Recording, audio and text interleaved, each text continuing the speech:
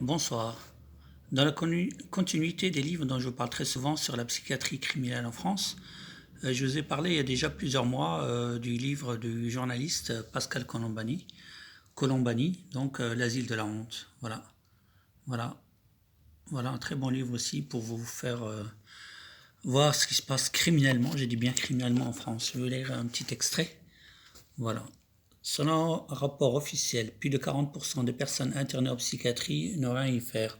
Or, chacun de nous peut en être la victime. En effet, il est trop facile de faire interner un tiers, ce qui autorise les abus et permet de couvrir les turpitudes, argent, sexe, pouvoir. Les histoires que nous conte Pascal Cambani sont bouleversantes, inimaginables, implacables. Pourtant, ce sont bien celles des hommes et des femmes à notre époque en France. Voilà. Il faut dire aussi que la psychiatrie est un marché qui rapporte plus de 50 milliards de francs. Ça, c'était en francs à l'époque. Il y a de quoi susciter quelques convoitises et oublier au passage les droits de l'homme et de l'enfance. Voilà un petit extrait du très bon livre du journaliste Pascal Colombani. Donc, l'asile de la honte. Ensuite, je vous ai parlé aussi auparavant du livre du professeur Peter Goetz, voilà, traduit par Fernand Turcotte, Psychiatrie et déni, Psychiatrie mortelle et déni organisé. Voilà un très bon livre aussi sur la psychiatrie. Aussi le livre de Madame Lucie Monac, Dors, demain ça ira mieux. Témoignage. 3 ans dans l'engrenage des hôpitaux psychiatriques. Voilà. Voilà, chers amis. Donc, pour ceux qui doutent de ce qui se passe criminellement, je ne parle pas des autres pays que je ne connais pas. Je parle de la France où j'ai vécu 40 ans de ma vie. Et après les tentatives, l'internement déjà psychiatrique contre moi et les menaces contre moi à l'hôpital psychiatrique de la clinique civile de l'hôpital civil de Strasbourg en 2007 et les tentatives de meurtre contre moi via plusieurs accidents déguisés en accidents alors que j'ai circulé à vélo sur Strasbourg et que j'ai dû fuir la France ensuite en 2008 pour me réfugier au Maroc pour être à l'abri et de ne pas de ne pas passer sous un camion comme on dit ou glisser sur une poêle de banane. Et enfin, je vais vous parler du livre de Madame Stéphanie Gibault, donc La traque des lanceurs d'alerte. Étant donné que je suis devenu un lanceur d'alerte, tout aura été fait pour me faire éliminer et assassiner. Je dis bien assassiner. Donc je vais vous je vais vous lire un petit extrait, comment la justice française assassine les lanceurs d'alerte. Voilà.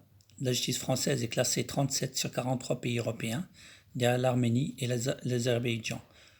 Voilà. Commission européenne pour l'efficacité de la justice. Voilà. Voilà, chers amis. Je ne vais pas être long sur cette vidéo. Vous avez toutes les preuves dont je vous parle depuis plusieurs années.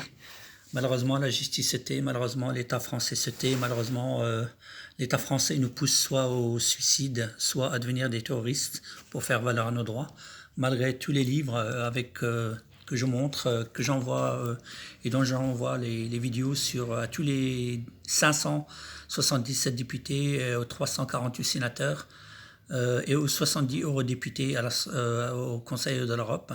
Malheureusement, personne ne bouge sur le vrai terrorisme qui existe en France. Donc c'est celui de la psychiatrie criminelle.